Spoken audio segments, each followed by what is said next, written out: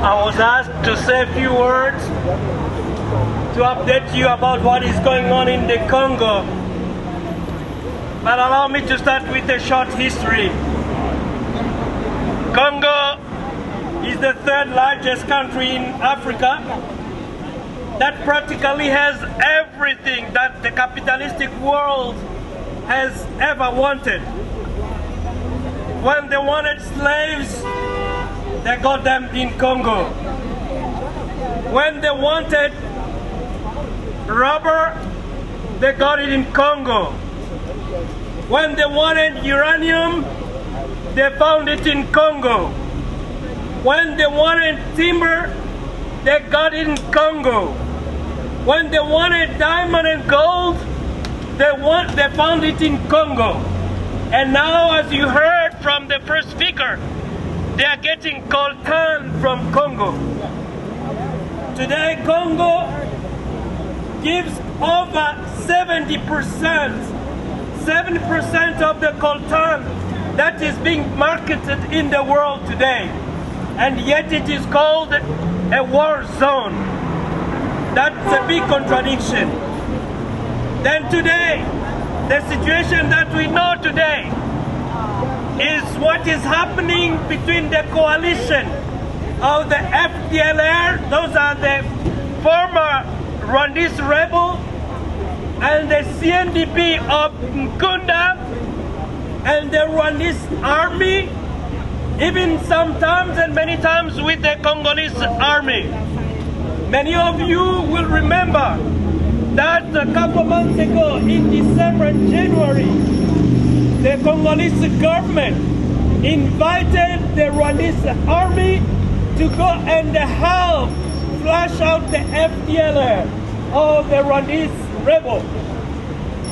The United Nations told us that there were close to 5,000 soldiers from Rwanda who entered Congo. But when they went out officially, we know that it was close to 1,500 only went out of Congo. So where are the 3,500? Nobody knows, except if you look at what is going on in Congo, you will understand what is going on. Many of them have been taken within what was to be called the Congolese army. And those ones are continuing with what the goal that the capitalistic world wants from the Congo.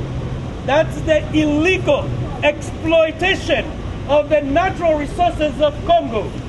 Those are mingling with the people there, with the Congolese army, and you will find them only where you find coltan, where you find gold, where you find diamond, and where you find cassiterite.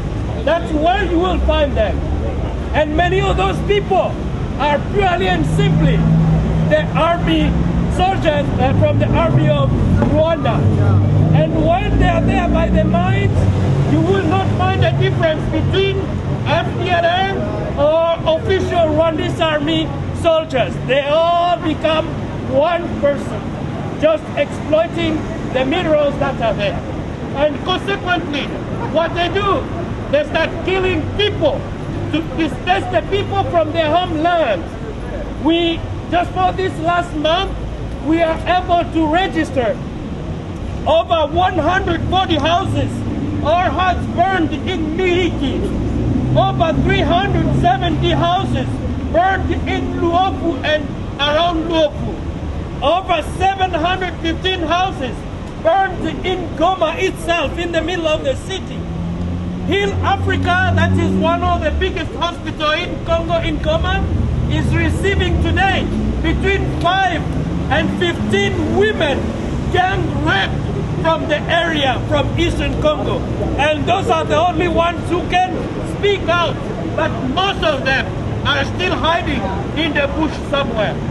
And that is going on right now. And in the northeastern Congo, we just recently, a couple weeks ago, we know over 70 people were killed when they were coming from church service. In the area of Dungu, in the area of Faraje and Pondo, in northeastern part of the Congo. And who is doing that? This is what they call the Kony Resistant Army. But when you look at the reality, in January, the army of Uganda was invited to come and help the Congolese army to flush out those people, but they were not able to do so. And they went back, who knows to where, but we know that they are aiming at the region called Water, where you get a lot of gold. I mean, you can just go behind your house and there's a stream there, much easier you can find some gold in that stream.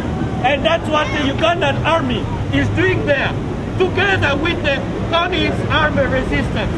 So it's a problem for us Congolese not to be able to be heard, because those people who give the information to the international world are also the actors in the area, are also the people who are exploiting what is going on in the area. We already mentioned many of those companies.